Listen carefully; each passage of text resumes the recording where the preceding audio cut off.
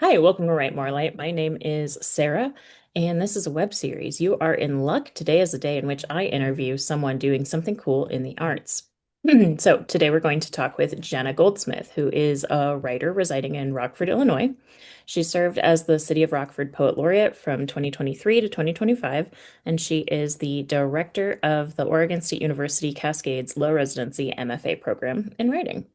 Thank you so much for hanging out with me today, Jenna. I have lots of very scattered, I have a wide variety of topics I want to cover, because you are someone who I have a thousand different things I want to talk about with. So very exciting for me. Thanks for hanging out. Thank you for having me. I'm a big fan of the pod. I can't believe I just said that. I always hear people say that. I feel very cool. I love it. Also, not in your bio because very humble poet over here. You've got a chapbook coming out with us next year. Next year? Next year? This year? Soon. This year. Yeah, I know how time works. But also you've got a full length coming out in any minute now. I do. It's coming out on the 27th of January. It's the publication date. Um, First full length poetry collection coming out from Cornerstone Press up at No big UW deal. Stevens Point. And yeah, very exciting for me after publishing several chapbooks, which were wonderful, but there's something really cool about seeing something longer take shape. And for folks who are like, gee, she looks familiar, or gee, I want to hear her poetry. We featured her last year for National Poetry Month, so you can find that um video in our in our 2025 National Poetry Month playlist on YouTube. Yes. Yes. Um, so I'm gonna ask the scariest question first, Okay. and then everything will be downhill from there. Great. How did you come to poetry? Oh, wow. I was not a poetry type of gal growing up, really. I didn't enjoy like reading poetry or writing it. And I actually would dread the poetry like unit in school. We all remember there was like, one unit for poetry. They would Okay, put but they poetry on. suck. Yeah, right. Whoever wrote that curriculum hates everyone involved. Absolutely. It was very universally kind of dreaded, probably because it seemed like something to dread, right? It wasn't, integrated into the curriculum. Um, so, I didn't enjoy it in high school. And that is not to say that the English teachers that I had in high school were not doing a good job, but um, it just wasn't something that I was very interested in. I went to college and that all changed. The story I tell is that, uh, finishing up college, I was sometimes not on the ball. I didn't register for classes sometimes in time, so I would sometimes be like relegated to courses that I wasn't super enthusiastic about, although I ended up loving. And one of those was the required workshop in any genre that you had to take as an English studies major at Illinois State University, which is where I went. And waited till the last minute to register, went to my advisor, what can I get into? Need to take a workshop. And he said, there's one seat open in the poetry workshop. That's it. And I had a meltdown. I called my mom. I was so devastated by this news because I didn't like poetry. I didn't want anything to do with it. And in the way that these things happen, that ended up changing my life. It was wonderful. Of course, the reason was that we were reading things that blew my mind. I had never encountered before. Very, very contemporary poetry. So that's how I came to poetry, and I was hooked pretty much after that. My engagement with it has ebbed and flowed over the years, but recently I've maintained a consistent relationship with poetry, and I can't now imagine it not being in my life. So reluctant to the game, but so thankful for that, you know, tardy registration on my own behalf back in college. Oh my God, right? I think there's this quote, I don't remember who said it. I'm going to get it at least a little wrong, but it's something like if a poem hasn't ripped your soul out of your body, then you haven't experienced real poetry. And Mhm. I feel like that's true. Like it doesn't, for whatever reason, we think it has to be like highfalutin and way over our heads and like totally incomprehensible to be like real poetry. And then that doesn't make sense. Like we don't question that because it's just like whatever we read in middle school or in high school was hard to understand, Mhm. probably because it was over 100 years old and we just don't talk like that anymore. Right, When like art is meant to be effective, like affecting. And so if it's not doing that, then you haven't engaged with it. Like you haven't engaged with art. right. Yeah. Yeah. We really put a lot of pressure on our young people to understand the literature that we put in front of them. And poetry is a good example of that. We expect young people to connect with the poetry that we're presenting to them in middle school and high school. And I don't even connect with the poetry still that I encountered really in middle Mhm. school and high school, because it's hard. And like you said, it's old. But we Um, don't talk like that anymore. no, and the ideas are very, in context, they make sense, but they're not applicable to our current lives in the same way. So yeah, we do put a ton of pressure on children to be able to connect with writers from 2 centuries ago, and that's fine. But I also think that we stand to gain more from the study of poetry if students are reading something that they can connect to a little bit better. Yeah, no, that's such a big deal because if you simply cannot understand the language, then you definitely can't understand the language. Yes. I can clearly go Amen. off for a while. Yes. Agreed. Um, so what did you then, you didn't, so this is undergrad. Hmm. Yeah. And you were an English student, but you were not a poetry student. Were you just getting, how do I say this? Were you in it for writing or for reading? Like tell me tell me your background in writing now so that Yeah. I have more context.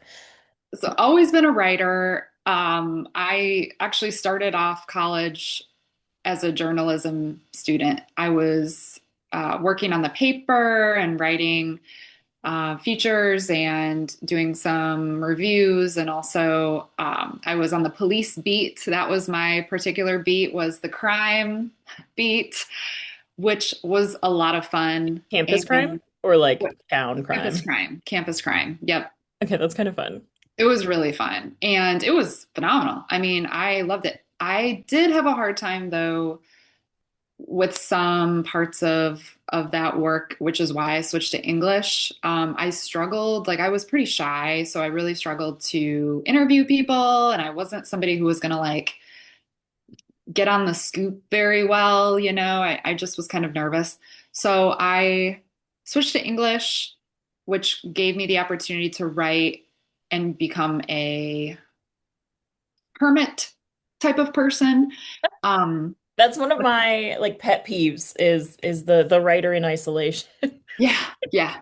Yeah, that was a total misnomer. Like I thought that I was going to be able to kind of recede into obscurity in that way. And of course, any kind of writing, I don't know, nowadays doesn't, you need to have experiences to write about. Shocking. Um, You know, you were 20. It's okay. right, right. Yeah, didn't know what I was thinking very much of the time. So I did an English studies major, which is actually somewhat rare. English studies is means that you are taking classes across the English landscape, so linguistics, creative writing, English education and literature. And that's why I had to take that workshop was That's because of so that cool. I creative did writing. not know that. It's a very valuable, if you're going to get an English degree, it's a very valuable one to get because you get a lot of experience in different areas of the discipline. And that's how I wound up in that workshop. And so, however, though, once I got into creative writing, like that was really the focus. So when I graduated, I did a master's degree in English and studied poetry in that master's program and continued to study poetry from a scholarly perspective while also writing in the background and trying to get some work published. And it was always those two things together, like for me, the scholarly part and then the creative writing part are very inextricably linked in my mind. Um, and I can't kind of separate them from one another. And yeah, so that was just kind of what happened. That's that's like a lot of surprises for me. I feel like though, I will read and study poetry all day, but if you asked me to write it, I would be like, I'm ill. I'm sick. Or at the very least, no one would ever see it. It's and not like I'm no, that's not fair. I will embarrass myself out in public. That's fine. But I would not feel good about it. Yeah. Um, okay, so the journalism thing was a surprise. I have a really hard time with journalism, although that is also it's not also anything. I have a background in it Oh. once upon a time. I think that that's more Um, common than we know. but it's Writers and well, creative people with backgrounds in journalism. um, so do you not have an MFA? No. Okay, so this is fun. How did you end up working in the MFA space? Yeah. Again, this is one of those things that I kind of stumbled into. I was in my very first job out of graduate school at Oregon State University Cascades out in Bend. So I was living in Bend. I moved out there in the summer of 2020. I'm sorry, summer of 2016. Sometimes I put 2016 and Okay, 2020 but together are because those years different? I know. I know it's weird. It's like obviously the pandemic was 2020, but 2016 was so bad and so disruptive as well. It's like those 2 years are the same. I So, don't, yeah, I don't want to like undermine the horrors of 2020, right. but personally, 2016 was worse for Yeah. me. Yeah. Yeah. It was really bad for me as well. So I moved out to Bend, Oregon in 2016, started my job there. And then a few years into the job, very, very small school. We had about, we had one building at that time. The residence hall was still being built. The dining hall was still being built. It was a brand new branch campus of Oregon State and very, very small. The MFA director got a new job. There wasn't an established MFA there. They got a new job kind of mid-year and they needed an interim director. And I was literally the only person qualified to do it. I had a terminal degree, background in creative writing, and already was full-time faculty. So, they said, "Do you want to do this?" And I said, "Sure." Um, and it was pretty tough going into that role, although I had a dean at the time who was really, I was sort of the figurehead, but she was really calling the shots. And we worked together to keep the program afloat while they hired a new director. So I was in that role for about a year, transitioned out of that role, pandemic hits. During that time, I wanted to move home. I was really homesick. I was homesick the entire time. I was out west. I'm very Midwestern, and an opportunity came up at Illinois State University where I had gone to school, and I took it. And I moved back to Illinois, was the assistant director of women's and gender studies at Illinois State, continued to write, creatively, stay in that space. And then a couple of years ago, the job for the director position kind of came back up for the MFA program that I had previously been interim director of, and I applied for it. It was application process, and I applied for it and got that, and I've been doing that for over a year. I think I started in May of 2024, so almost 2 years at this point, which is pretty wild. That's how I wound up working with an MFA program. So how Hmm. I'm I glad you don't know came why I home. said it that way. Is Bend? I don't know. I've never been to Bend. Is that which side of the Cascades is that on? That is on the east of the Cascades. It's Central Oregon, so it's That's what I thought because I've never been yeah. there.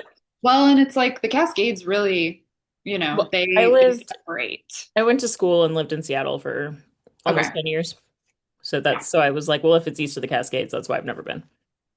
Yes, it's very remote. Um, Especially if you're from the Midwest, like you feel, you can just hop on a highway and pretty much get anywhere you want to go. And you got to not watch your up gas there. tank out there. Right. Right. Not You may not um see a gas station. And then you can't exactly. pump your own gas. No, you can't even pump your own gas when you get to the gas station. I'm sorry. Okay, so No. working in the MFA space as an Mhm. artist. Oh, real quick, just in case folks here don't know, an MFA is a Master's of Fine Arts degree. It is the terminal degree in the arts. So, when we talk about like PhDs in other fields, that's the last degree that you get, and you are the most expert. But PhDs involve a lot of research, whereas fine arts degrees involve creating new work. Okay, rewind. So working in the MFA space as an artist, is that how is that? Does it benefit your writing? Do you get to engage with text as a student sometimes, or is it like, do you burn out on it? How's Yeah. that work? It definitely it benefits a certain part of a creative life, and I think can detract from other parts of creative life. For instance, as the director of the MFA program, I get to engage with writers all the time. I get to engage with them very directly because I'm booking faculty and I'm booking, visiting writers. And so there's a element there of like excitement and almost like fangirling. If we need a visit, we have a visiting writer that comes during our spring residency and our fall residency.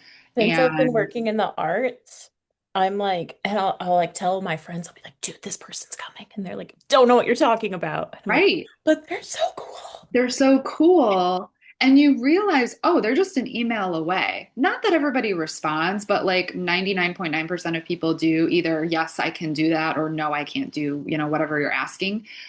Because they're people too. Like it's like Us Weekly back in the day where it's like celebrities are people too, and you see them walking down the street with their SIG.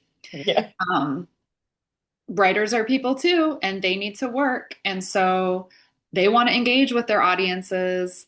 Some writers are very, very busy, so they can't engage with their audiences in ways that they probably wish they could. But most writers still really want to. So that's exciting. Like that, I just love. I love that I can just be like, oh my gosh, I loved this person's novel. This is who I'm going to book for the residency this year, and then meeting them. The part of the job that really detracts from the creative piece is that it is pretty mind-numbing at times. And as an administrator, I'm sure you kind of you feel this way too. There is something very exhausting about engaging with the technology for a lot of your job. Um, I find engaging with the technology like like email, like a computer, just really, really draining.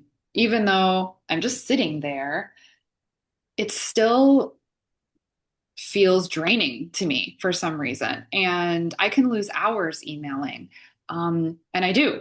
So that detracts because it's like the last thing I want to do at the end of the day. is toggle out of my email space and into my Word document and start, So I do a lot of my stuff, my own stuff Oh handwritten. my God, I was about to be like, have you heard of paper? Yes, like that is it for me until I literally have to type it for some reason. It's with yeah, it's by hand. It's so nice to be able to do that and it's so necessary. Yeah. I Do you write by hand? yeah, yeah. Okay. Yeah. I I don't know. I don't know why. Like I just it's just what I do. Yeah. Same. But for sure I can't imagine spending more time on the computer than I already do. That's silly. Yeah. Uh Yeah.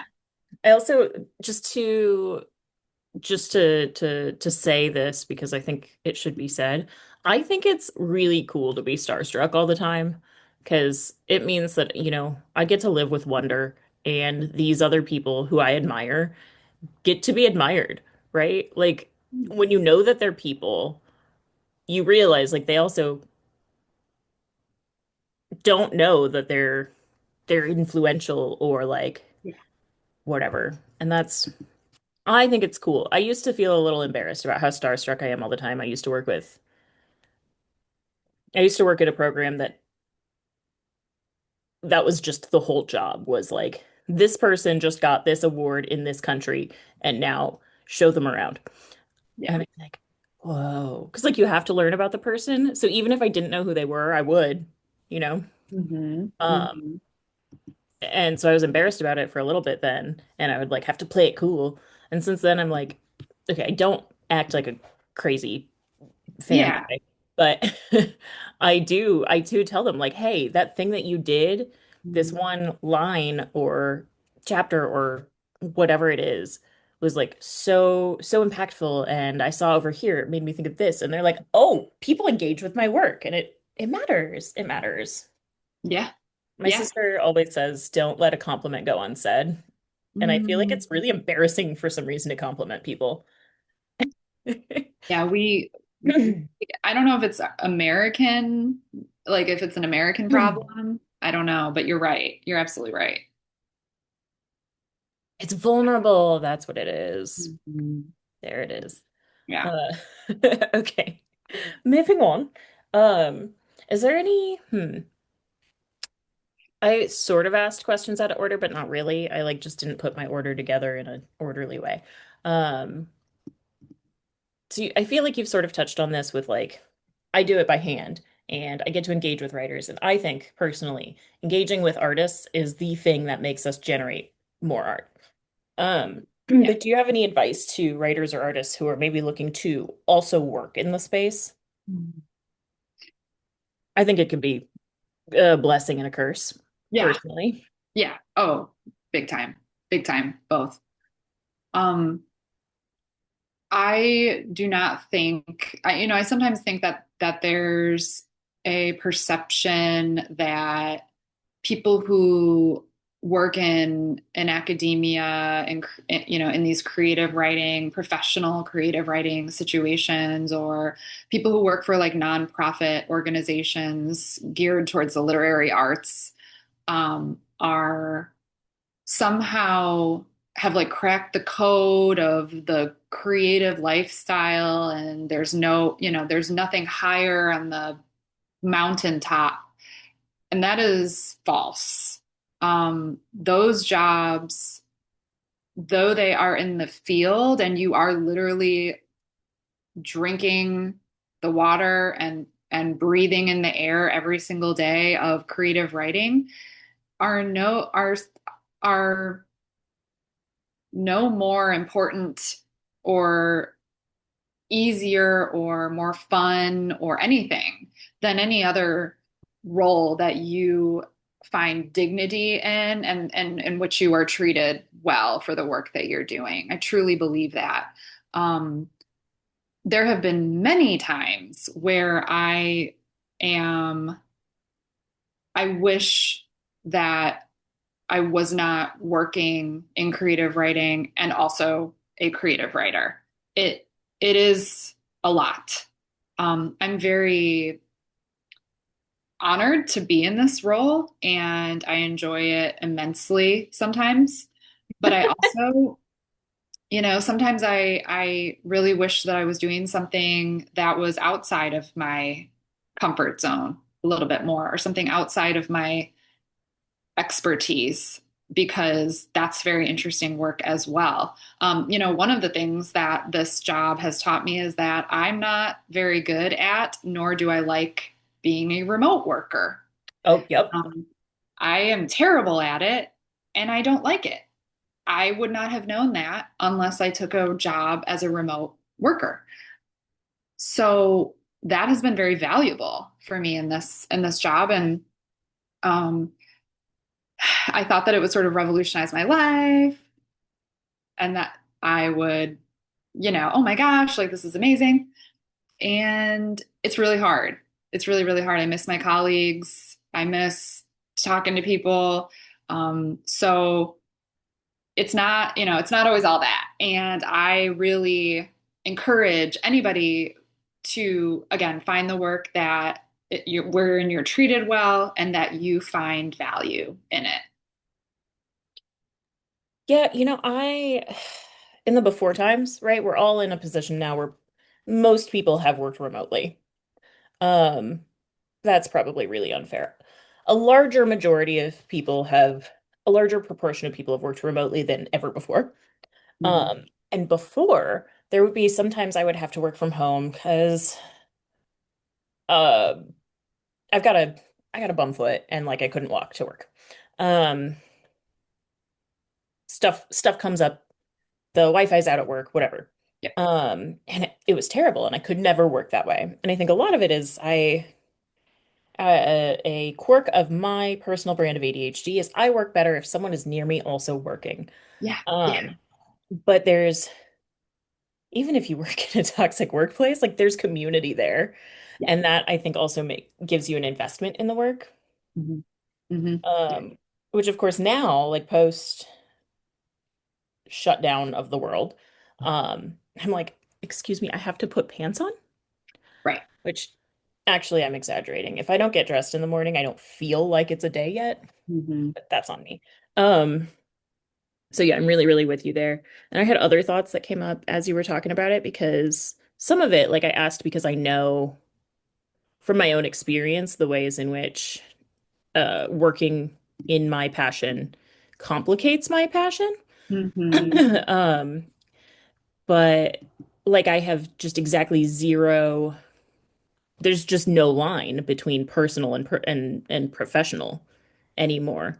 Like Yeah. I will get really excited about a text or a conversation, and then I'll start talking to someone about it, and then it will become work.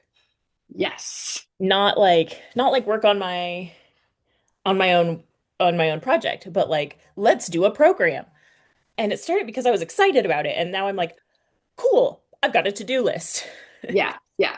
And then, I used to be really interested in status. And I realized eventually that like none of that had to do with actually my values or interests. It was just like I wanted to be good Hmm. or something Hmm. special. Yep. Um, Yep. and so that helped me a lot because you were talking about like how there's no higher Yes. place to be than like in the field with a Yeah. title. But Yeah. truly, like that can be so soul crushing. And how many of those people who like have that title are producing work? Like it's not as many as you imagine because they've accomplished something to get to that point, but once they're there, their plate's full. Yes, I was talking to a writer recently about this very thing, about producing while being an administrator, and she shared with me that like if you look at her CV and you look at like because for in their workplace they have a rotating director, so like you have to Interesting. do be the director for a couple of years and then it goes to a different faculty member. They have a big faculty so they can do that kind of thing, and it's kind of nice because then you're like, I can get through these 2 years, I can do this well, and I can see the light at the end of the tunnel. It But she also said might be really good for like institutional memory. Yeah. or Right. terrible. Right. Right. It's Sorry, keep going. I just think that's no, really interesting. just like any other thing that we're talking about, right? Like you're like, oh, I can see the benefit in that, and then oh, I can see that not being good. Um, but she's like, if you look at my CV, the years that I was directing that program, I didn't have anything published. And there's like a delay in because she's a novelist, and so she's got like the steady clip. You can kind of see the Yeah. process like every 3 years or whatever. And there was like it's like a black hole during Because that time. you're not submitting, you're not editing, you're not writing, you're not No, getting anywhere you're through not that. thinking. Like you're not even like thinking properly when you're an administrator. Um, if you're some people are just really good. I mean, they're they're good, but it I was is gonna say, yeah, I'm really really good at that. No, I'm good at the job. I'm not good at doing anything else when I have the job. I can say my favorite job I've ever had, and I've been on record with this before, so nobody's gonna be surprised, is yeah. being a barista at a bookstore. And Boom. that's not a stressful job. And like there are a lot of barista jobs that can be because people make their life your problem. But in this setting, people are there on purpose. They're happy to see you because you have their coffee. Yeah. Uh, but Yep. also I'm surrounded by books and people who love books, right? And it's just not stressful. It's Yeah. just not stressful. And if somebody wants to pretend they're in a hurry, I'm like, you're at a bookstore. You could have gone to a drive-through. Like, Yep. um, but so that's the only like, as far as being an artist and having a job goes, Yeah. that's the only thing that's really, really stand out for me is like, um, as long as the job is not so stressful that you bring it home and have nightmares and struggle over it, that's it. That's all you got. You just can't be like I used to be in social work. Um, I did not write at all, Mm-mm. No. let alone submit, let alone go to conferences or events. Nope. Nope. Too hard. And I it makes me sad to say that. I like lost a chunk of my identity when I left that field. Or like I felt like it did. Yeah. Yeah. But but my personal self suffered. Yeah. Yep. Yeah. And these are the kinds of things that like sorry to take like sound old timey, but like these are the kinds of realizations you come to with age. Like Oh, you can't know these things when you're really young unless you've had a lot of experiences. But like I rarely can anticipate how something is going to go until really recently, where I'm like drawing upon these experiences that I've had and kind of can see how they potentially could play out. But yeah, I mean, again, putting so much pressure on the young people these days, too much pressure to know. way too much. I think pressure's gotten worse Oh, yeah. for yeah. Yeah. Uh, um, mm. That's so funny. I like had a like a secondary thing that was like, what about work-life balance? Which first of all is a silly thing to say, but also it's inherent in the question about working in the field of your passion. No balance. Um, I'm trying to figure out what I'm most excited to ask you with our little bit of time we have Okay. left. I have a really fun typo in my notes, by the way. Uh, Oh, I wrote dinner instead of differ. Um, but I don't want to go there. We'll talk about your book. We're going to meet again and we'll talk about your book then. sounds good. Sounds And great. that is where the dinner question is. Delicious. Um, so you are no longer poet laureate of Rockford. Um, can you first please give me a short little soundbite on what is a poet laureate? A poet laureate is an ambassador of Which actually, literacy. I'm going to be talking to Adam later this week, so Oh, great. that'll be Okay. fun. That's wonderful. I can't wait for that episode to drop. Sorry Um, for interrupting you. What is a poet no, laureate? poet laureate is an ambassador of literacy, broadly construed. Typically, the poet laureate is somebody who is working with poetry and is an advocate for poetry, but really, it's somebody who can speak to the power and practicality of writing for all people in a community. So as poet laureate, what do you get to do? What do you have to do? What's it like? Well, poets laureate, depending on their location and their sponsoring organizations, are responsible for doing many different things in a community. You know, some communities have pretty specific structures for their poet laureate. They have requirements that they have to meet to be in that role, especially if it's compensated. If you're kind of on the hook, there might be more to it because you have the resources.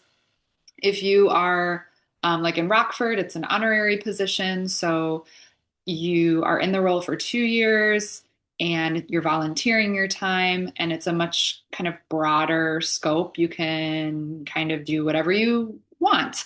But you provide the community with workshops. You might do, panels for different organizations. You might join classes or, speak to people about your particular interests as a writer. People are always interested in how you came to be a writer, and the kinds of literature that you read, and yeah. So it really depends on what you want to make of it. But there are probably thousands of poets laureate all over the country that are working at this point in cities and towns and counties. And we, of course, have states poets laureate, and we have a U.S. poet laureate. So it's a really wonderful, versatile role, and people make it what they want. It is so hard to say poets laureate. I'm so impressed you did it every single time. It's so hard. I'm working on a prose manuscript right now about my experience as poet laureate and the history of municipal poets laureate, which I made up, right? There's really no writing about town, county, or city roles. And Microsoft Word does not understand the plural of poet laureate. Poets laureate is always got the red squiggles under it. So I've constantly had to add it to the dictionary of my Microsoft Word. It's so But it funny is the proper because laureate nomenclature. is an adjective, right? Right. Yes. Just like A attorneys person who general. has laurels. It's a person who has laurels. Attorneys general. I never would have remembered that. You're right, because it's multiple attorneys. Right. Okay, so do you mind talking a little bit more about that manuscript, and then I will let you go. But I did want to know about it because I work under the assumption, having met you as I'm trying to talk really fast because there's that. Um, working under the assumption of you as a poet first, right? Because that's the context in which I met you. Yeah. Um, but now I know that's not your background, so I'm very excited and curious about this prose manuscript, which sounds like it's at least a little speculative. I'm really into the idea of speculative nonfiction. Yeah.